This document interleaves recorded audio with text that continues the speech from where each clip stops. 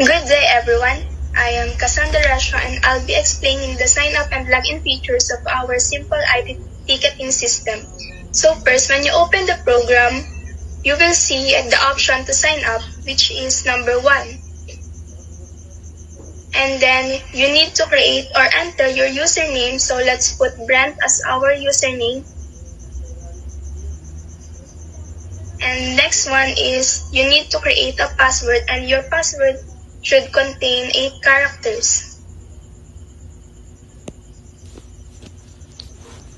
So as you enter,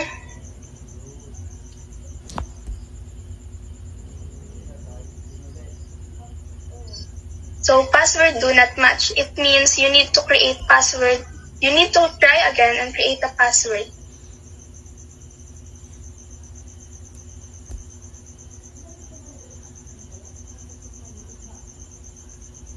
And then re-enter it again.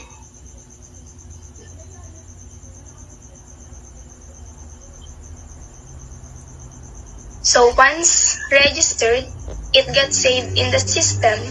So now we will move on to log in. And then enter your username. So we will enter Brent. And the password we created, which is bottom blue 69.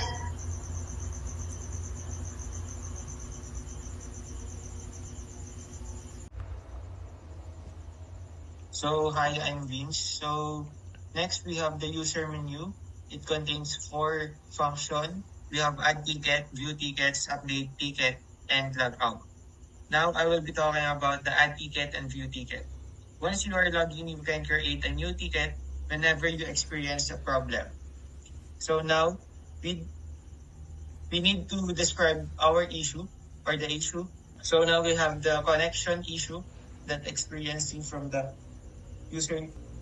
Then enter the difficulty. We have the high difficulty, for example. Next, we have the view tickets. You can check all the tickets you have submitted. Hi, I'm Marvin. For this time, we are going to talk about how to update the ticket. So, natapos na natin yung add ticket, view ticket. So, the number 3 is update ticket. So, type the number 3. So, isa naman yung ticket natin. So, which ticket is number to update? So, 1, kasi isa naman yung ticket natin. Hello everyone, I'm Maki. And now we have 2 options kapag i-update natin siya. So we have change difficulty and change status. But first, let's tackle what change difficulty is. So let's try to enter number 1. Okay, as you can see, there are 3 options here. High, mid, or low. So since kaganina ginamit natin na high siya, let's try to do it like number 2. Okay, so as you can see, may pagbabago naman katulad na kaganina compared sa ngayon. So sa difficulty ngayon ay mid, compared kaganina ay high. So let's try to update again the ticket. Okay. So now let's change the status. So since nagkameron po tayo ng error here, nagkameron tayo ng invalid choice since wala naman tayong number 3 there. So let's try it again.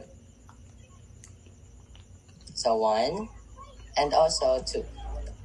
Change status. So as you can see, meron 3 options: open, in progress, and resolve. So let's try to choose number 2. So as you can see, nabago siya. Kaganina open siya. Now it's in progress na. So now let's go to the log out. So finally, if you're done using the system, you can choose number 4 to log out.